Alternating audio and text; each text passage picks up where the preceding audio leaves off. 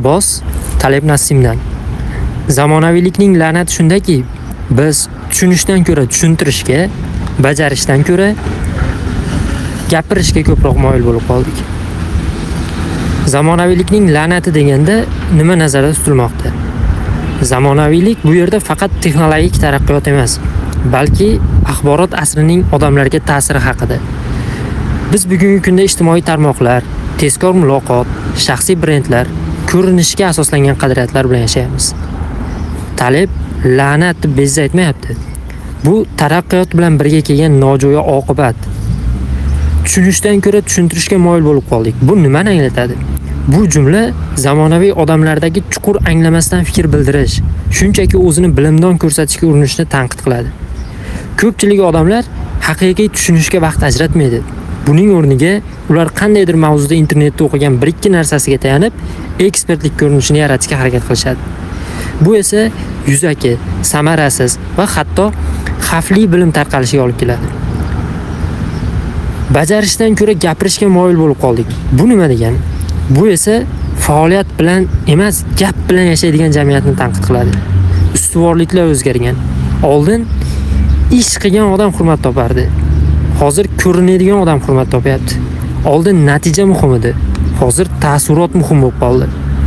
Taleb bu fikr orqali faollik o'rnini pozitsiya bildirish egallab olganini aytmoqchi. Odamlar ish qilmaydi, lekin bu ishni qanday qilish kerakligini bemalol gapirib o'rgatib chiqishadi. Bu tanqid kimlarga nisbatan o'zi? Bu fikr 3 guruh insonlarga tegishli. Birinchisi soxta ekspertlar. Faqat nazariyani gapirib, amalda hech nima qilmaydi. Keyingisi siyosatchilar, PRchilar, doimiy bayonot, nutq, pozitsiya bildiruvchilar. Misol uchun Abror Muxtorali qor yoqqaniga ham munosabatini ko'rsangiz bo'ladi. Yomg'ir yoqsa, yomg'ir yoqqaniga ham munosabat bildiradi. Xullas, kimdir kalta yubka kiyib chiqsa ham munosabat bildiradi. Xullas, hamma narsaga munosabat bildiradi. Xo'p, bu narsa qanaqa xavf tug'diradi o'zi? Ya'ni jamiyatga qanday xavf bor desangiz, birinchisi yuzaki bilim epidemiyasi. Ko'pchilik narsalarni bilaman deb o'ylaydi, lekin bu faqat ularda gapira olishidan kelib chiqadi. Ya'ni anglab yetish darajasidan emas. Haqiqiy ish qadrsizlanadi. Amal qilishdan ko'ra yaxshi gapirish ijtimoiy kapitalga aylanib qoladi. Keyingisi uchinchi yomon tomoni. Pufak jamiyat shakllanadi. Bu yolg'on bilimlar, yolg'on qahramonlar va yolg'on qadriyatlarni paydo qiladi. Xulosa shuki, Taleb shuni aytmoqchi.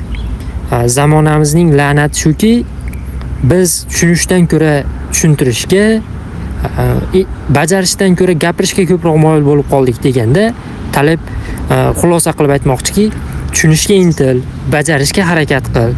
Gapni bo'lsa natijadan keyin ayt demoqchi.